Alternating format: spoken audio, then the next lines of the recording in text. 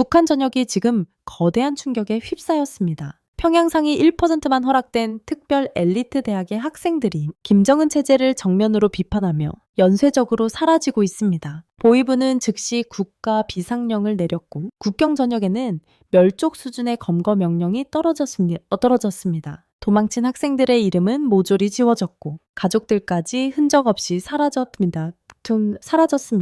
그중 한 명, 북한이 직접 키워낸 차세대 과학인재, 국가가 미래 전략 자산이라 부르던 그가 어느 날 갑자기 종적을 감추며 탈출 시도자 명단의 첫 줄에 올랐습니다. 그는 왜 위험을 알면서도 체제를 비판했을까요? 상위 1%였던 그는 왜 탈출을 결심했을까요? 그리고 그가 목숨 걸고 가져온 그것은 대체 무엇일까요? 모든 의문은 곧 드러납니다. 하지만 이 이야기는 단순한 탈북이 아닙니다. 북한 내부가 가장 숨기고 싶어한 금단의 균열에 관한 기록입니다. 지금 감동 스튜디오에서만 들을 수 있는 북한 엘리트 학생 실종 사건 최초 공개 실화. 구독과 좋아요는 큰 힘이 됩니다. 사람은 두려움 앞에서야 비로소 자신의 진짜 모습을 드러냅니다. 저도 그 사실을 너무 늦게, 너무 잔인한 방식으로 깨달았습니다. 제 이름은 한도현, 올해 22살입니다. 평양의 최상위 엘리트만 들어갈 수 있다는 국가과학기술종합대학의 신소재 연구를 전공하던 학생이었고 한때는 국가미래전략인재라는 칭호까지 받았습니다. 지금 저는 한국의 작은 원룸에 살고 있습니다. 창문을 열면 택배 기사들의 발걸음 소리가 들리고 거리에는 사람들이 서로를 경계하지 않고 마음껏 웃습니다. 하지만 이 평화 속에서도 저는 종종 숨이 막힙니다. 왜냐하면 제가 여기까지 오기 위해 지나온 길이 아직도 제 몸속 어딘가를 조용히 쑤시기 때문입니다. 제가 북한을 떠난 이유는 단순한 호기심이나 충동이 아니었습니다. 그것은 생존, 그리고 제가 지키고 싶었던 단 한 가지 진실 때문이었습니다. 하지만 그 진실을 입 밖에 낸 순간 제 삶은 더 이상 제 것이 아니었고 제 주변의 모든 사람들은 잠재적 감시자가 되었습니다. 도연아, 요즘 어디 가나 사람들이 너 얘기하더라. 한국에서 처음 들은 이 말은 저를 이상하게도 더 깊은 두려움 속으로 끌어당겼습니다. 여기서조차 저는 여전히 숨어 사는 기분이었습니다. 북한에서 자라며 저는 늘 스스로를 체제가 선택한 사람이라고 믿었습니다. 집안 배경도 좋았고 성적도 뛰어났고 보위부의 특별 관리 대상이 될 정도로 국가가 저를 유망주로 취급했습니다. 그 모든 것이 자랑이었던 시절도 있었습니다. 하지만 그 신뢰는 한순간에 칼날이 되어 제가 의지하던 모든 것을 벼랑 끝으로 몰아넣었습니다. 제가 처음으로 이상한 기류를 감지한 건 엘리트 기숙사에서 생활하던 어느 날 밤이었습니다. 친구 하나가 갑자기 사라졌습니다. 아무도 이유를 몰랐고 누구도 묻지 않았습니다. 묻는다는 행위 자체가 위험이었기 때문입니다. 그날 이후 저는 처음으로 깨달았습니다. 우리가 누리는 특별함은 언제든 빼앗길 수 있는 허상이라는 걸. 그 사건이 제 삶에 남긴 균열은 작았지만 그 틈으로 두려움이 조금씩 스며들기 시작했습니다. 그리고 저는 마음속 깊은 곳에 묻어두었던 질문을 한국에 와서야 비로소 마주하게 되었습니다.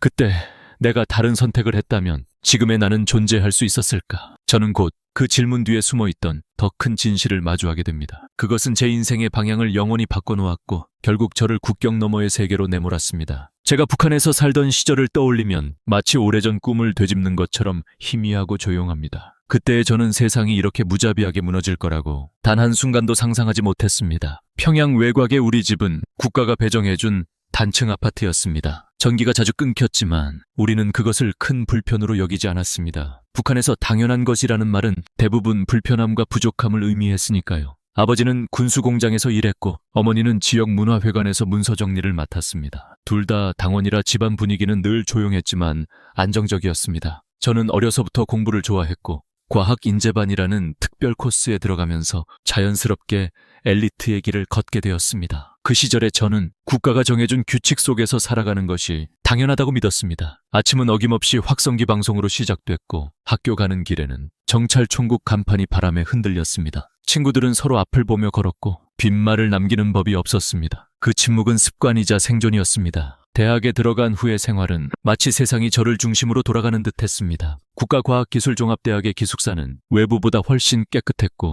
특별 배급도 조금 더 나왔습니다. 저는 제 위치를 의심하지 않았습니다. 이 길을 따라가면 안전하고 안정적인 인생이 보장된다.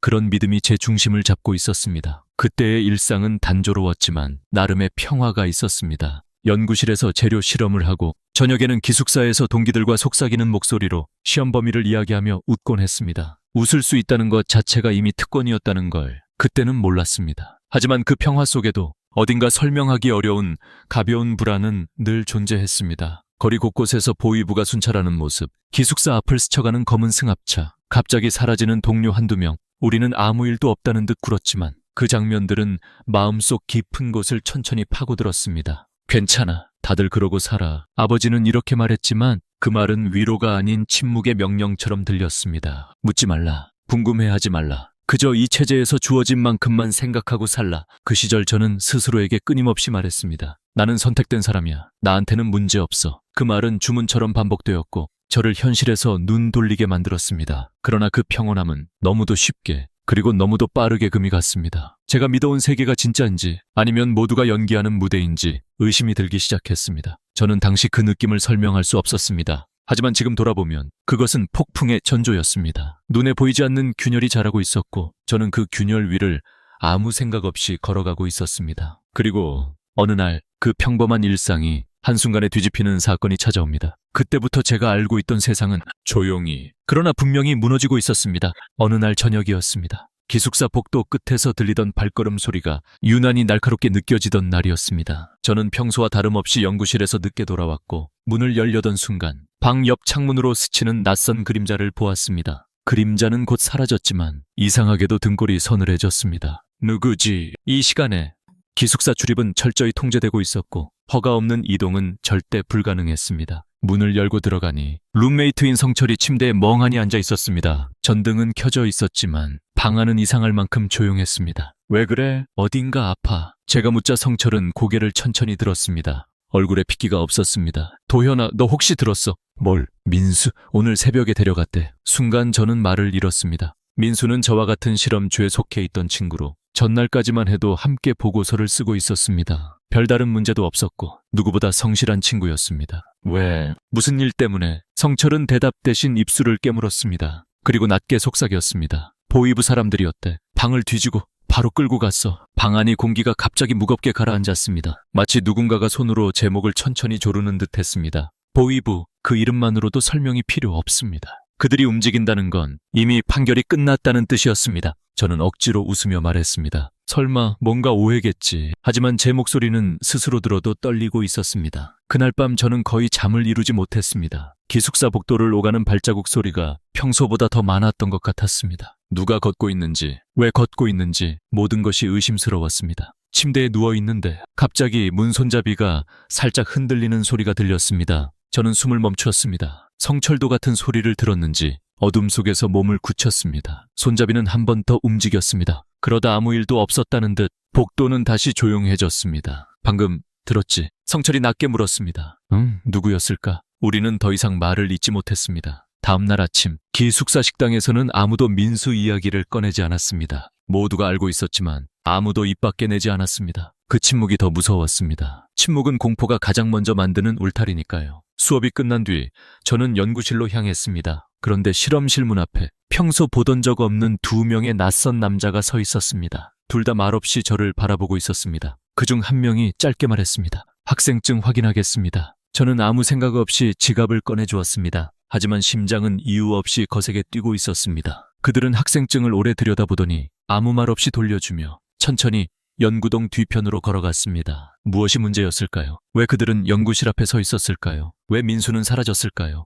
그리고 그림자처럼 스쳐 지나갔던 그 낯선 움직임들은 단순한 우연이었을까요? 저는 그때 이미 느끼고 있었습니다. 무언가가 조용히 다가오고 있다는 것을. 하지만 그게 얼마나 거대한 위협인지 저는 아직 알지 못했습니다. 민수가 끌려간 지 사흘째 되던 날, 기숙사 전체의 공기가 눈에 보일 만큼 무거워졌습니다. 사람들은 서로의 얼굴을 바라보지 않았고 평소처럼 속삭이던 이야기들도 사라졌습니다. 누구도 말하지 않았지만 우리는 모두 알고 있었습니다. 보위부가 본격적으로 움직이고 있다는 것을. 그날 아침 식당 입구에 검은 제복을 입은 남성 둘이 서 있었습니다. 그들은 학생들을 하나씩 세워두고 학생증과 가방을 검사했습니다. 대학 내에서 이런 검문은 거의 없었습니다. 저는 줄을 서 있는 동안 손바닥이 식은땀으로 젖어드는 것을 느꼈습니다. 드디어 제 차례가 되었고 한 남자가 제 얼굴을 오래 바라보았습니다. 그 눈빛은 마치 내 안쪽까지 들여다보려는 것처럼 깊고 어두웠습니다. 요즘 연구 주제가 뭐지? 짧고 건조한 질문이 날아왔습니다. 신소재, 에너지 전도 실험입니다. 제 목소리는 최대한 담담하려 했지만 스스로 들어도 약간 떨리고 있었습니다. 그는 잠시 침묵하더니 제 가방을 뒤지고 노트 하나를 펼쳐보았습니다. 다행히 그 안에는 특별히 문제될 내용은 없었습니다. 그는 노트를 덮고 말했습니다. 필요하면 다시 부르겠다. 그 말은 단순한 통보가 아니라 이미 저를 목록에 올렸다는 신호처럼 들렸습니다. 등줄기가 서늘해졌습니다. 그날 오후 또 다른 사건이 발생했습니다. 제가 늘 실험을 함께하던 조교 선배 전구 형이 갑자기 출근하지 않았습니다. 평소 성실하고 꼼꼼한 사람이었기에 결석은 상상할 수 없었습니다. 혹시 어디 아픈 거 아니야? 제가 동기들에게 묻자 한 명이 조용히 말했습니다. 아침에 누가 형 방에서 나오는 걸 봤대. 근데 그게 보이부였대. 그 말이 끝나는 순간 숨이 멎는 듯 했습니다. 민수에 이어 전구 형마저 사라졌다. 이건 우연이 아니었습니다. 뭔가가 체계적으로 움직이고 있었습니다. 저는 연구실에 앉아 전구 형의 책상 앞을 바라보았습니다. 자리를 정리한 흔적은 없었습니다. 컵에는 어제 마신 차가 그대로 남아 있었고 공책도 반쯤 펼쳐져 있었습니다. 그 모든 것이 갑작스럽게 끌려갔다는 사실을 증명하고 있었습니다. 그때 연구실 문이 3개 열렸습니다. 보위부 제복을 입은 남자 둘이 들어왔습니다. 순간 공기가 얼어붙었습니다. 모두 자리에서 일어나십시오. 짧은 명령이 내려졌습니다. 저는 아무 말 없이 일어섰습니다. 그들은 한 사람씩 얼굴을 확인하고 호명된 학생들을 따로 불러냈습니다. 제 이름은 불리지 않았습니다. 그러나 그것이 안도감을 주지는 않았습니다. 오히려 다음은 누구인가 하는 공포가 더 깊게 박혔습니다. 검문이 끝난 뒤 연구실은 폐허처럼 조용해졌습니다. 누군가는 입술을 깨물고 있었고 누군가는 눈을 감고 깊게 숨을 들이쉬었습니다. 그리고 그날 밤 기숙사에서는 새로운 소문이 돌았습니다. 정우 형, 민수랑 같은 트럭에 실렸대. 같은 트럭? 어디로 가는지는 아무도 몰라. 그 순간 저는 깨달았습니다. 이 일련의 사건들 속에 우리가 모르는 하나의 연결고리가 있다는 걸. 민수, 정우 형, 그리고 감시받는 듯한 내 주변의 정황들. 나는 무엇을 놓치고 있었을까? 왜 보위부는 우리 연구 동아리만 집요하게 훑어가는 걸까? 그리고 그들이 정말 원하는 건 무엇일까? 그 질문들은 그 다음에 벌어질 더 큰 폭풍의 서막이었습니다. 정우 형이 사라진 다음 날 기숙사 복도는 평소보다 더 조용했습니다. 사람들이 말이 없었던 이유는 입을 닫아서가 아니라 숨조차 밖으로 내기 두려워서였습니다. 저도 그날은 유난히 마음이 어지러웠습니다. 연구실로 걸어가는 발걸음이 이상하리만큼 무겁게 느껴졌습니다. 문을 열자마자 비어있는 전구 형의 자리부터 눈에 들어왔습니다. 그 자리는 마치 누군가 일부러 구멍을 내놓은 듯 차갑고 적막했습니다. 그때였습니다. 성철이 주위를 살피며 제 옆으로 다가왔습니다. 목소리는 거의 속삭임에 가까웠습니다. 도연아, 너한테 할 말이 있어. 뭔데? 성철은 잠시 망설이더니 주먹을 꼭 쥔 채 말했습니다. 정우 형이 너 얘기를 했대. 그 한 문장이 공기 속을 천천히 가르며 제 심장으로 곧바로 꽂혔습니다. 무슨 얘기? 제 입술은 바짝 말라 있었습니다. 성철은 주변을 한 번 더 확인한 뒤 그제야 조심스럽게 말을 이어갔습니다. 며칠 전에 형이 나한테 그러더라. 도연이가 요즘 위험한 말들을 한다고. 그 말이 누굴 통해 보위부 귀에 들어간 것 같대. 머릿속이 하얘졌습니다. 제가 무슨 말을 했다는 걸까? 전부 농담이었을까? 아니면 제가 기억하지 못하는 어떤 순간을 누군가 오해한 걸까? 심장이 갑자기 빠르게 뛰기 시작했습니다. 몸이 뜨거워졌다 차갑게 식기를 반복했습니다. 제 안에서 뭔가가 무너지는 소리가 들렸습니다. 나 그런 말 한 적 없어. 제 반응은 너무 즉각적이었습니다. 하지만 그 말조차 확신이 없었습니다. 성철이 낮게 말했습니다. 도현아, 너 요즘 체제 얘기 가끔 하긴 했어. 수업 끝나고 복도에서. 기억 안 나? 저는 그 순간 어쩌면 정말 무심코 던졌던 한마디가 누군가의 귀에 꽂혔을지도 모른다는 끔찍한 생각이 들었습니다. 예를 들어 왜 이렇게 비효율적인 걸까? 우린 도대체 뭘 위해 연구하는 거지? 그런 질문들, 아무 뜻 없이 내뱉은 말들이었지만 북한에서는 그 한마디가 인생 전체를 뒤흔드는 죄목이 되곤 했습니다. 제가 던진 사소한 의문들, 그게 정말 문제였을까? 정우 형은 그 사실을 알고 저를 보호하려 했던 걸까? 아니면 보위부에게 먼저 넘김으로써 스스로를 지키려 했던 걸까? 그 어떤 가능성도 제 마음을 무겁게 짓눌렀습니다. 그날 연구실에서는 이상한 시선이 계속 느껴졌습니다. 누군가 제 뒤에서 속삭이는 듯한 기분, 문이 열릴 때마다 깜짝 놀라는 몸, 걸음걸이 하나하나가 감시당하는 듯한 느낌. 제가 믿던 세계는 이제 더 이상 확고하지 않았습니다. 균열이 아니라 아예 금이 가버린 벽처럼 보였습니다. 그러다 오후 늦게 휴게실에서 혼자 앉아있던 저에게 한 남자가 다가왔습니다. 보위부가 아니었습니다. 하지만 그의 표정에는 분명 무언가 알고 있다는 기색이 있었습니다. 그는 조용히 말했습니다. 너도 조심해라. 누구 얘긴지 말은 못하지만 지금 너 주변이 심상치 않다. 저는 숨을 들이쉬었다가 제대로 내쉬지도 못했습니다. 폐 속으로 차가운 공기가 쏟아져 들어왔습니다. 그리고 그 순간 문득 이런 생각이 들었습니다. 정우 형이 사라진 이유, 혹시 나 때문이 아닐까? 그 질문은 제 마음속에 깊고 어두운 구멍을 만들었습니다. 그 구멍은 시간이 지날수록 커졌고 저는 그 안으로 빠져들고 있었습니다. 정구 형이 사라진 뒤 며칠 동안 저는 거의 잠을 이루지 못했습니다. 눈을 감으면 형의 빈자리가 떠올랐고 귀를 기울이면 복도 끝에서 들리던 낯선 발자국 소리가 다시 살아났습니다. 그리고 어느 순간 저는 스스로 인정해야 했습니다. 이제 나도 안전하지 않다. 그 사실을 받아들이는데 얼마나 많은 시간이 걸렸는지 모릅니다. 하지만 몸은 이미 알고 있었습니다. 연구실 문이 열릴 때마다 움찔했고 복도 끝에 그림자가 비치면 심장은 터질 듯 뛰었습니다. 그러던 어느 날 밤 기숙사 전체에 불이 꺼진 지 한참 지난 시간 누군가 제 방 문을 두드렸습니다. 저는 숨을 멈춘 채 귀를 기울였습니다. 노크는 한 번, 두 번, 그리고 마지막으로 아주 약하게 울렸습니다. 도현아, 나야? 성철 목소리였습니다. 문을 열자 그는 얼굴이 잿빛이었습니다. 손에는 구겨진 종이 한 장을 들고 있었습니다. 이거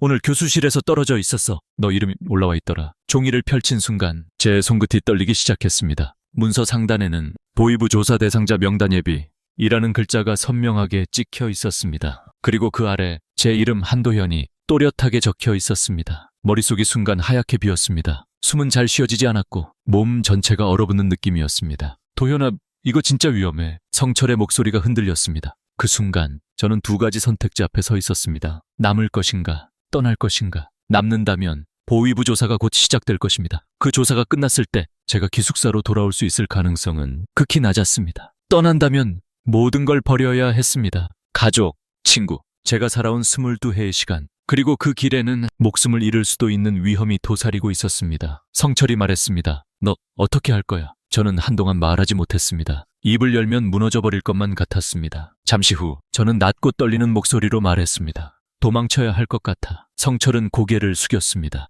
그리고 힘겹게 말했습니다. 그러면 내가 사람 하나 소개해줄게. 브로커야. 위험하지만 다른 방법은 없어. 브로커. 그 단어는 우리에게 금기였고 동시에 마지막 생명줄이었습니다. 수많은 탈북자들이 그들을 통해 두만강과 압록강을 건넜습니다. 하지만 그만큼 많은 이들이 그 과정에서 사라졌습니다. 돈을 빼앗기거나 팔려가거나 중국 공안에게 넘겨지기도 했습니다. 저는 두려웠습니다. 하지만 더 이상 선택지가 없었습니다. 제가 이곳에 남아있다면 전구형의 뒤를 이어 어딘가로 실려갈 것입니다. 그날 밤 저는 이불을 뒤집어 쓴 채 한참을 울었습니다. 소리를 내지 않으려고 입을 꽉 물었지만 눈물은 멈추지 않았습니다. 이 선택은 저 혼자만의 문제가 아니었습니다. 제 결정은 남겨질 가족의 인생에도 돌이킬 수 없는 흔적을 남길 것이었습니다. 나는 떠나야 하는가? 아니면 이 모든 것이 오해이길 바라며 그저 기다려야 하는가? 하지만 포기할 수 없는 질문 하나가 계속 머릿속을 맴돌았습니다. 내가 살아남으려면 지금 무엇을 해야 하지? 그리고 그 답은 너무도 분명했습니다. 저는 결국 돌아올 수 없는 문턱 앞에 서게 되었습니다. 브로커와의 접촉을 결심한 이후 저의 일상은 더 이상 일상이 아니었습니다. 모든 길이 의심스러웠고 모든 시선이 목덜미를 파고드는 것 같았습니다. 기숙사에서 연구실까지 불과 몇 분 거리였지만 그 짧은 길이 이제는 끝없는 감시의 통로처럼 느껴졌습니다. 누군가 뒤에서 따라오는 소리가 들리면 저는 일부러 멈춰서서 확인했습니다. 아무도 없었습니다. 그러나 없다는 사실은 조금도 안도감을 주지 못했습니다. 그날도 연구실로 향하던 길이었습니다. 눈앞에서 검은 승합차 한 대가 갑자기 멈춰 섰습니다. 창문이 반쯤 내려갔고 안에서 누군가의 시선이 느껴졌습니다. 저는 순간적으로 몸을 굳혔습니다. 예상치 못한 상황에서 심장은 말 그대로 목 끝까지 치솟았습니다. 하지만 승합차는 아무 말 없이 다시 움직여 사라졌습니다. 마치 나를 확인만 하러 왔다는 듯이 그 순간 저는 확신했습니다. 누군가가 나를 지켜보고 있다. 그날 밤 성철은 제 방으로 조용히 들어와 창문을 닫으며 말했습니다. 도현아, 오늘 복도에서 내 방 번호를 적어가는 사람을 봤어. 누구? 모르겠어. 근데 학생은 아니었어. 방바닥이 갑자기 기울어지는 느낌이었습니다. 저는 벽에 기대서서 한참 동안 말을 잇지 못했습니다. 그리고 바로 그때 복도 끝에서 무거운 발걸음 소리가 들렸습니다. 점점 가까워졌습니다. 문 앞에서 잠시 멈추는 소리, 숨이 막혔습니다. 성철과 저는 서로를 바라보며 말 한마디 하지 못했습니다. 잠시 후 발걸음은 아무 일 없었다는 듯 다시 멀어졌습니다. 그 소리가 완전히 사라질 때까지 우리는 숨조차 쉬지 못했습니다. 그날 이후 저는 밤마다 누군가 창밖을 들여다보는 것 같았습니다. 실제로 본 적은 없지만 그 존재감은 너무 선명했습니다. 기숙사 복대는 익숙지 않은 군화 자국이 남아있었고 학교 게시판에는 외부 접촉 금지, 부적절 발언 자제 같은 안내문이 붙었습니다. 누가 봐도 상황이 심상치 않았습니다. 그러던 중 성철이 갑자기 연락을 끊었습니다. 그는 브로커를 연결해준 유일한 사람이었습니다. 처음엔 휴대용 호출기에 응답을 하지 않았고 기숙사 방도 비어 있었습니다. 책상은 정리되지 않은 채였고 컵에는 마르지 않은 물이 남아 있었습니다. 그 흔적들이 전구형의 방과 너무도 닮아 있었습니다. 설마 성철까지? 그 생각이 스치는 순간 몸에서 힘이 빠졌습니다. 손끝이 떨려 문고리를 제대로 잡을 수도 없었습니다. 그러나 다음 날 기숙사 뒤편에서 그를 우연히 마주쳤습니다. 성철, 어디 갔었어? 그는 숨을 헐떡이며 말했습니다. 도현아, 우리 오늘 밤 움직여야 해. 누군가 네 이름을 다시 언급했어. 이번엔 더 높은 곳에서, 더 높은 곳. 그는 고개를 끄덕이며 말했습니다. 보위부 안에서도 특별조가 배정됐다더라. 너를 직접 조사할 팀이래. 순간 저는 몸속의 피가 한꺼번에 빠져나가는 느낌을 받았습니다. 그리고 성철이 마지막으로 한마디. 도현아, 시간이 없어. 오늘 밤이 아니면 기회가 없을지도 몰라. 그 말은 단순한 경고가 아니었습니다. 돌아갈 수 없는 문이 이제 열렸다는 선언이었습니다. 성철의 말은 제 머릿속을 한 번에 얼어붙게 만들었습니다. 보위부의 특별조. 그 이름이 가진 의미는 너무 명확했습니다. 그들이 움직이기 시작했다는 건 이미 제 혐의가 내부에서 확정에 가까운 단계로 올려졌다는 뜻이었습니다. 그날 오후 저는 도서관의 한 구석에 숨어있듯 앉아 손에 땀이 배도록 책장을 넘겼습니다. 그러나 글자는 눈에 들어오지 않았습니다. 머릿속은 오직 하나. 왜 나인가? 도대체 무엇 때문에? 해가 질 무렵 성철이 다시 저를 찾아왔습니다. 얼굴은 지쳐 있었고 눈빛은 방금 전까지 뭔가와 싸우다 온 사람처럼 흔들렸습니다. 도현아, 너한테 말해야 할 게 있어. 그는 한참을 망설였습니다. 그 침묵이 더 무서웠습니다. 사실 민수 있지? 그날 새벽에 끌려가기 전에 어떤 얘기를 했다고 하더라. 제 호흡이 멈췄습니다. 무슨 얘기? 성철은 입술을 깨물며 말을 이었습니다. 민수가 내 이름을 말했대. 눈앞의 공기가 무너지는 것 같았습니다. 말했다고. 왜? 그게... 성철은 주위를 살핀 뒤 거의 들리지 않을 만큼 낮은 목소리로 속삭였습니다. 민수가 네가 뭔가 숨기고 있다고 했대. 순간 머릿속에서 모든 퍼즐 조각이 한꺼번에 부딪혔습니다. 민수, 평소 저와 가장 많은 실험을 함께 했던 친구. 그러나 최근 몇 주 동안 그는 종종 저를 유난히 오래 바라보곤 했습니다. 제가 말한 사소한 질문들, 체제에 대한 작은 의문들. 그는 그 순간들을 전부 기억하고 있었던 걸까? 그게 진짜야. 민수가 왜 그런 말을? 성철은 고개를 저었습니다. 민수가 말한 게 아니라 보위부가 그렇게 적어놨다는 거야. 그게 사실인지는 아무도 몰라. 그러나 북한에서 사실인지 여부는 중요하지 않았습니다. 문서에 적히는 순간 그것은 이미 진실이 되었고 그 진실은 사람 한 명의 인생보다 훨씬 무거운 힘을 가졌습니다. 저는 숨을 크게 들이마셨지만 폐가 제 호흡을 거부하는 듯 답답했습니다. 민수가 나를 팔아넘긴 걸까? 아니면 보위부가 그냥 그렇게 적은 걸까? 어떤 답도 위로가 되지 못했습니다. 그 순간 성철이 말했습니다. 도현아, 사실은 더 있어. 저는 이미 무너질 대로 무너진 마음으로 그를 바라보았습니다. 정우 형 기억하지? 그 형이 사라지기 전에 어떤 파일을 숨겼다고 하더라. 파일. 그게 너랑 관련된 자료였대. 제 심장이 크게 2번, 3번 뛰었습니다. 무슨 자료? 성철은 깊게 숨을 들이쉬고 조심스레 말했습니다. 너희 연구팀이 진행하던 신소재 에너지 전도 실험 있지? 그게 군사개발 단계로 넘어갈 예정이었대. 저는 말을 잃었습니다. 내가 하고 있던 연구가 단순한 과학 실험이 아니라 군사용을 위한 사전 준비였다는 사실. 성철이 이어 말했습니다. 정우 형이 그걸 알고 너한테 알려줄 생각이었던 것 같대. 그 내용 중 일부에 너 이름도 들어있었고 저는 손을 떨며 속삭였습니다. 왜 내 이름이? 성철은 고개를 떨구었습니다. 보위부 문서에 따르면 너는 연구자료에 접근 가능한 핵심 인원이라고 적혀 있었어. 그리고 더 충격적인 건 그는 말을 이으려다 한참 동안 조용히 있었습니다. 저는 결국 다그쳤습니다. 말해, 제발. 성철은 눈을 감고 말했습니다. 보위부는 네가 자료 일부를 이미 빼돌렸다고 의심하고 있어. 심장이 떨어져 나가는 듯 했습니다. 숨이 잘 쉬어지지 않았습니다. 그건 말도 안 돼. 난 그런 적 없어. 나도 알아. 근데 그들은 이미 그렇게 결론을 내려버렸어. 순간 머릿속에서 모든 것이 하나로 연결되었습니다. 민수의 실종, 전구형의 실종, 연구실 앞 낯선 그림자들, 그리고 나를 뒤쫓던 승합차. 그들은 이미 나를 범인으로 만들어 놓고 천천히 조용히 포위망을 좁히고 있었던 것이다. 저는 손으로 얼굴을 가렸습니다. 어둠 속에서 제가 내쉰 숨소리만 크게 들렸습니다. 그리고 그때 한 가지 사실이 벼락처럼 스쳤습니다. 그들이 원하는 건 내가 아니라 내가 알고 있다고 믿는 무언가라는 것. 그 무언가가 무엇인지 저는 아직 몰랐습니다. 하지만 보위부가 믿고 있는 그 의심 하나가 제 인생을 송두리째 무너뜨리고 있었습니다. 보위부가 나에 대한 결론을 이미 내려버렸다는 사실은 머리로는 이해할 수 있었지만 가슴은 받아들이지 못했습니다. 그러나 현실은 잔인할 만큼 명확했습니다. 나는 이제 도망치는 것 말고는 어떤 선택도 할 수 없게 되었다. 그날 이후 저는 모든 움직임을 줄였습니다. 말을 아꼈고 복도에서 사람을 마주치면 고개만 끄덕이고 지나갔습니다. 누가 내 표정을 읽을까 두려웠습니다. 밤이 되면 기숙사 침대에서 천장을 바라보며 생각했습니다. 정말 떠날 수 있을까? 두만강까지 가는 길 살아서 건널 수 있을까? 가족은 어떻게 되는 거지? 떠나지 않으면 죽게 되고 떠나면 살아도 죽은 사람처럼 모든 것을 잃게 되는 그 잔혹한 두 갈래 길 위에서 저는 매일 무너지고 또 무너졌습니다. 그러던 어느 날 밤 성철이 작은 종이 쪽지를 제 손에 쥐어주었습니다. 그 종이는 손가락으로 몇 번이고 접었다 펼친 흔적이 있었습니다. 오늘 밤 1시 기숙사 뒤편 폐창고로 와. 브로커가 거기서 기다릴 거야. 성철의 목소리는 떨리고 있었고 그 떨림은 곧 제 것이 되었습니다. 저는 고개를 끄덕였지만 몸은 이미 차갑게 굳어 있었고 손끝은 감각을 잃어갔습니다. 그날 밤 1시까지의 시간은 평생 중 가장 길게 느껴졌습니다. 저는 작은 배낭 하나를 꾸렸습니다. 옷 3벌, 약간의 현금, 그리고 아버지가 주신 오래된 펜 하나, 무거운 것은 들고 갈 수 없었습니다. 발각되면 즉시 버려야 했습니다. 그 배낭은 제 인생 22년을 정리한 유일한 흔적이 되었습니다. 1시 10분 전, 저는 기숙사 밖으로 조용히 나왔습니다. 눈이 내리고 있었습니다. 고요하고 맑은 밤이었지만 그 안에는 숨을 죽인 공포가 숨어 있었습니다. 발자국이 소리를 낼까 두려워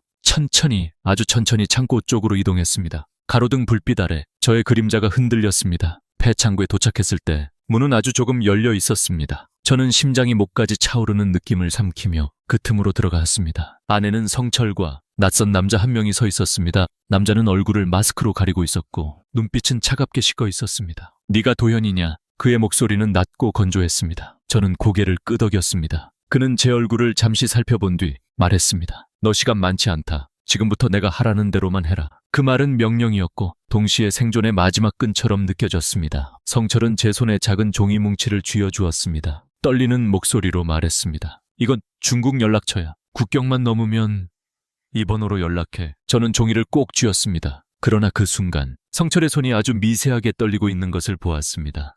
성철아, 너도 위험해지는 거 아니야. 그는 잠시 침묵하더니 고개를 저었습니다. 괜찮아. 너만 살아서 나가. 그 한마디가 제 가슴을 찢어 놓았습니다. 저는 말했습니다. 정말 미안하다. 그는 억지로 미소를 지었습니다. 지금은 미안할 때가 아니야. 나중에 살아서 생각해. 그러나 그 미소 뒤에 두려움이 숨어 있는 것을 저는 알아볼 수 있었습니다. 브로커가 말했습니다. 시간 끝났다. 지금 떠난다. 그 순간 폐창고 밖에서 찰칵하는 작은 소리가 들렸습니다. 누군가 눈 밟는 소리와 함께 천천히 우리 쪽으로 다가오는 기척. 저는 숨을 멈췄습니다. 브로커도 성철도 한순간에 굳어졌습니다. 그 발걸음은 문 앞에서 멈췄습니다. 심장은 너무 크게 뛰어 누군가에게 들릴 것 같았습니다. 그리고 문이 아주 천천히 매우 조용하게 열리기 시작했습니다. 그 순간 나는 깨달았다. 가장 위험한 밤이 이제 막 시작되었다는 것을. 문이 조금씩 열리는 그 몇 초는 제 인생에서 가장 길고 잔혹한 시간이었습니다. 문틈으로 스며드는 찬 공기가 폐 깊숙한 곳까지 파고들었습니다. 성철이 거의 들리지 않는 속삭임으로 말했습니다.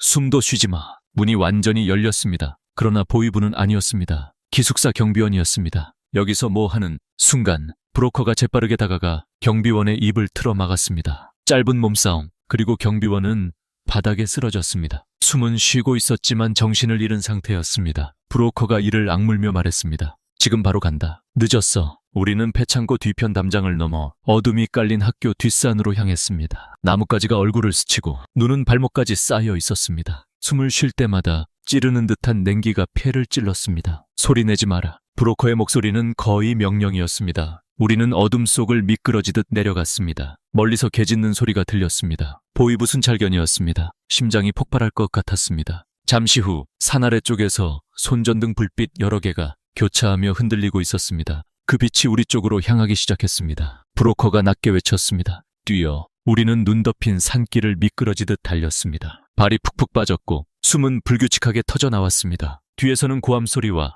금속 장전 소리가 들려왔습니다. 찰칵. 총이 준비되는 소리. 빨리. 브로커가 저를 끌어당겼습니다. 총성이 울렸습니다. 바위에 맞은 탄환 조각이 얼굴 옆을 스치며 날아갔습니다. 심장이 귀 바로 옆에서 울리는 것 같았습니다. 우리는 산 아래 작은 도랑으로 몸을 숨겼습니다. 숨을 크게 내쉬면 하얀 입김이 어둠 속에서 번질 것 같아 입을 손으로 가리고 헐떡였습니다. 위에서는 손전등이 사방으로 흔들리고 찾아라. 근처에 있다. 고함이 들렸습니다. 눈알조차 움직일 수 없었습니다. 조금만 움직여도 발자국 소리가 날 것 같았습니다. 한참 후 손전등 불빛이 멀어졌습니다. 브로커가 입술만 움직여 말했습니다. 지금이다. 국경까지 가야 한다. 그는 앞장서서 달렸고 저와 성철이 뒤를 따랐습니다. 발바닥은 이미 감각이 없었고 살갗은 바람에 잘려나가는 것 같았습니다. 30분쯤 달렸을까? 드디어 희미하게 강물이 보이기 시작했습니다. 누망항, 얼어붙은 강, 죽음의 경계선. 브로커가 속삭였습니다. 저기 건너면 중국이다. 하지만 순찰 조심해라. 지금 시간대가 가장 위험하다. 우리는 몸을 최대한 낮춘 채 강가에 접근했습니다. 발밑에 얼음이 지직하고 울렸습니다. 부서지면 그대로 끝이었습니다. 그때 강 건너편에서 강한 손전등 빛이 번쩍이며 우리 쪽을 향했습니다. 성철이 작게 외쳤습니다. 들켰어. 브로커가 이를 악물고 말했습니다. 뛰어. 얼음 깨져도 뛰어. 돌아가면 죽는다. 우리는 강 위로 올라섰습니다. 발밑에서 얼음이 울었습니다. 삐걱! 당장이라도 부서질 듯한 경고음, 총성이 들렸습니다. 총알이 얼음 위를 튕기며 지나갔습니다. 심장이 터질 듯했습니다. 숨조차 제대로 쉬지 못했습니다. 저는 성철의 팔을 붙잡고 강 한가운데를 향해 달렸습니다. 그러나 그 순간 쩍! 얼음이 갈라지는 소리가 어둠 속을 찢었습니다. 저는 균열 위에 멈춰 섰고 성철의 손이 제 팔을 잡아 끌었습니다. 도현아, 빨리 와. 그러나 균열은 더 크게 벌어지기 시작했습니다. 총성, 함성, 깨지는 얼음, 차갑게 올라오는 물 안개, 모든 소리가 뒤섞여 귀가 울릴 정도였습니다. 그때 저는 이 선택이 나를 죽일 수도 있다는 사실을 처음으로 실감했습니다. 하지만 멈출 수는 없었습니다. 저는 마지막 힘을 짜내 갈라진 얼음 위를 뛰어넘었습니다. 그리고 강 건너편의 어둠 속으로 몸을 던졌습니다. 몸을 던져 얼음 밖으로 굴러 떨어진 순간 차가운 공기가 폐 깊숙이 파고들며 숨이 턱 막혔습니다. 눈을 떠보니 강 건너편 중국 측 숲속의 어둠이